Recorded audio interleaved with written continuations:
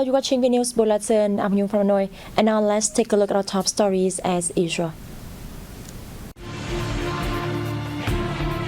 President meets governors of Japan's Granma Prefecture. International East-West Economic Corridor Trade Fair opens in Da Nang. And later on, Vietnamese swimmers break more records at ASEAN Para Games. President Nguyễn Xuân Phúc hosted a reception for Governor of Japan's Granma Prefecture on August 4th in Hanoi. President Phúc said Japan continues to be among Vietnam's top economic partners, the biggest ODA provider, the third largest investor, and the fourth trade partner of Vietnam. He said cooperation between Vietnam and Granma Prefecture, especially in economic, investment bond, and people-to-people exchanges, have been actively developed. President Phúc spoke highly of the efforts by Governor of Granma Prefecture of Japan, Yamamoto Ichida, in promoting relations with Vietnam over the past time, particularly in organizing Vietnamese festivals in Japanese locality and helping the Vietnamese community there overcome difficulties caused by COVID-19 pandemic. For his part, Ichida said he will do his utmost to contribute to further promoting the Vietnam-Japan relations, especially economic cooperation between Granma and Vietnamese localities. Prime Minister Phạm Minh Chính attended the Digital Transformation Day at the banking sector on August 4th. Prime Minister Phạm Minh Chính, who also head of National Committee on Digital Transformation, commended efforts by the banking sector in digital transformation with diverse products and services for people and businesses. He said the sector has played a significant role in national digital transformation. He also said to further reform its management methods towards modernity and transparency and diversify and improve the quality of its products and services, contributing to fighting money laundering. According to the governor of the State Bank of Vietnam, Nguyễn Thị Hồng, many domestic banks have 90% of their transactions conducted on digital platforms, surpassing the target of 70% set for 2025. Prior to the event, the Prime Minister visited an exhibition showcasing outstanding products and services in digital transformations of the banking sector. Vietnam is attending the 55th ASEAN Foreign Ministers meeting and related meetings in Phnom Penh. Join us to see more in the following report. Foreign Minister Bùi Thanh Sơn participated in the ASEAN Plus One and ASEAN Plus Three Foreign Ministerial Conference on August 4th. He also co-chaired the ASEAN's Republic of Korea Foreign Ministers Conference. During the meeting, ASEAN and its partners agreed to consider dialogue and cooperation for peace, stability, sustainable development, and prosperity to be the focus of their relationship.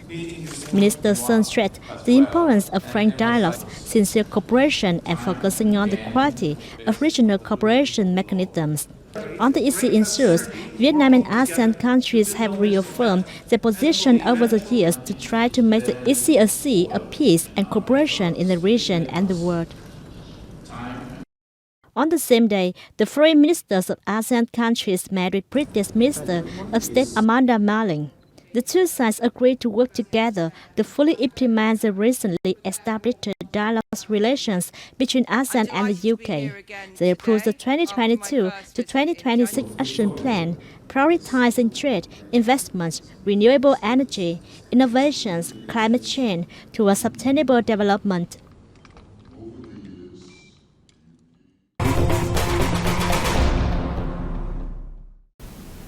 The new version of Vietnam's passport has complied with regulations and been recognized by most countries in the world, according to spokesman of the Ministry of Public Security, Lieutenant General To Ân Sô. He made the remarks on August the 3rd while replying to the media's question about the embassies of Germany, Spain, and the Czech Republic recently announcing the temporary suspension of granting visas on the new passport of Vietnam. According to the spokesperson, technical factors are the reason for the suspension, and Vietnam is working with the three countries to deal with the problem. He went on to say that the short-term solution is that the Ministry of Public Security will add the place of birth in the passport's appendix. It will coordinate with other ministries and sectors to consider relevant legal regulations to supplement the place of birth in the new passport version.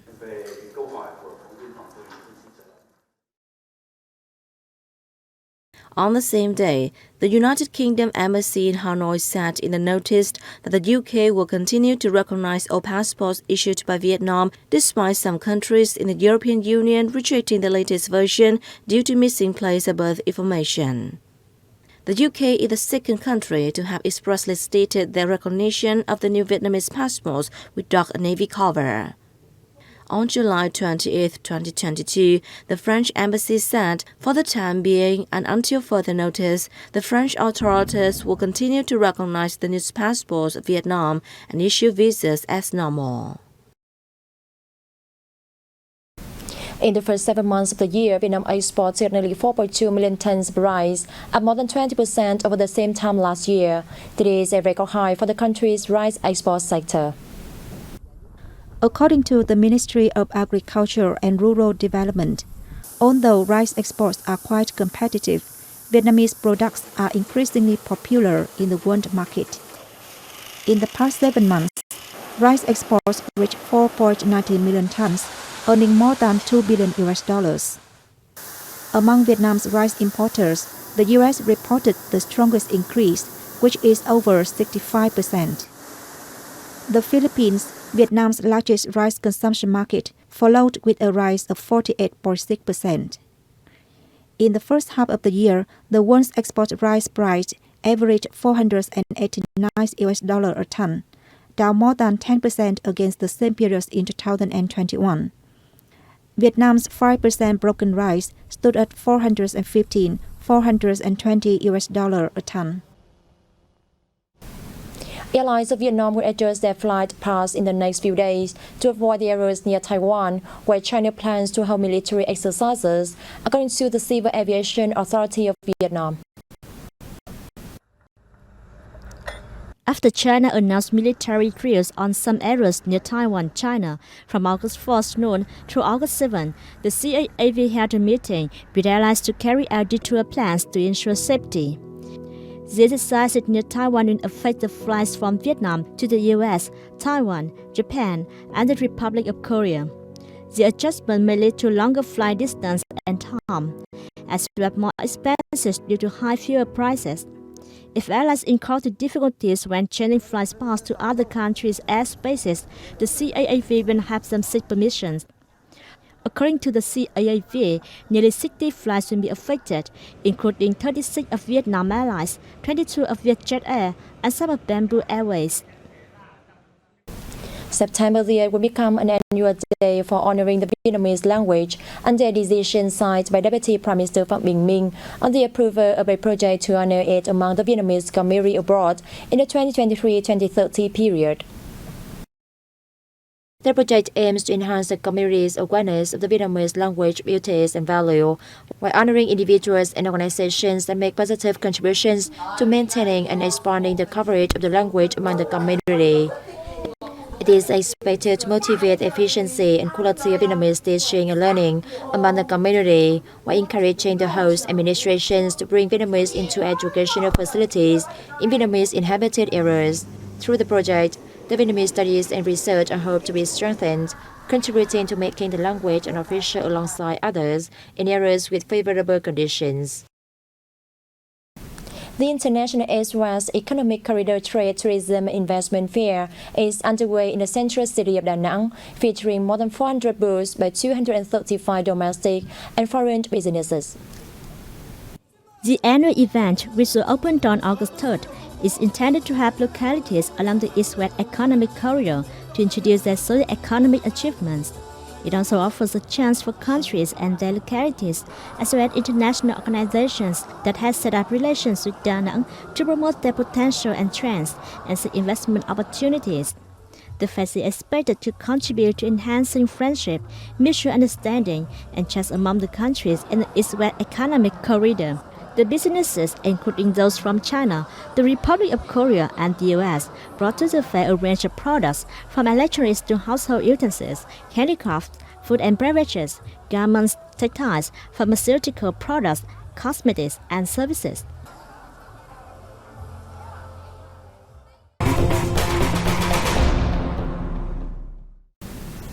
Vietnamese swimmers continue to break 6 more records at the ongoing 11 ASEAN Para Games, winning more gold medals on August 4th, the 5th day of the competition.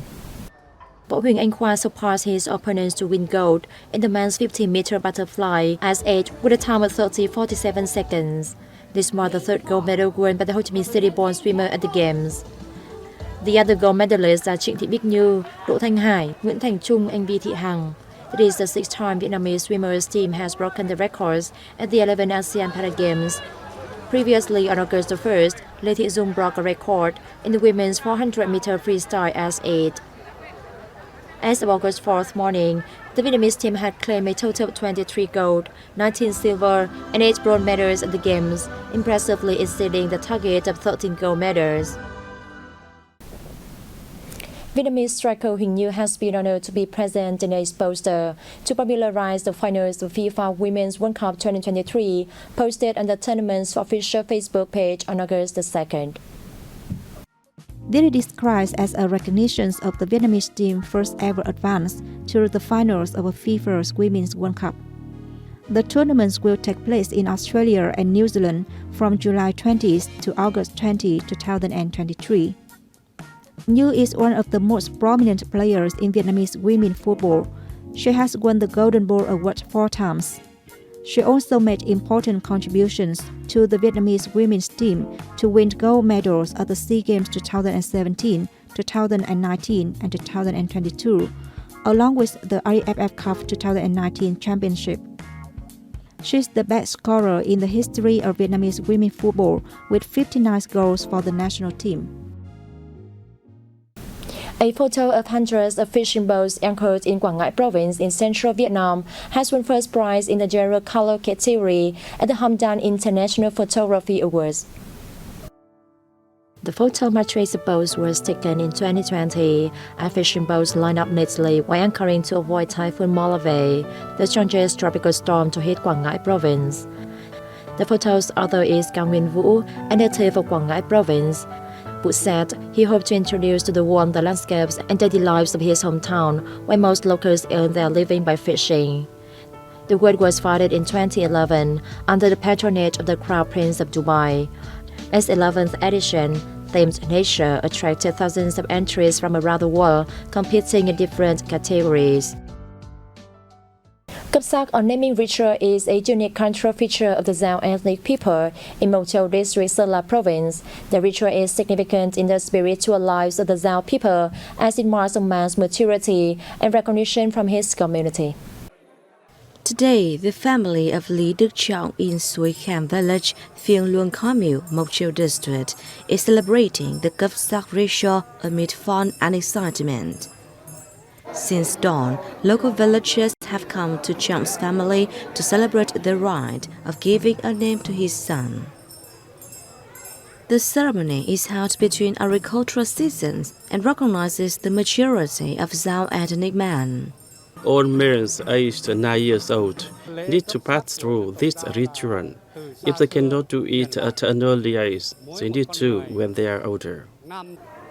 During the Cấp sắc ceremony, sorcerers use musical instruments such as drums and gongs to invite the gods to drive away any evil spirits and pray for the man's maturity.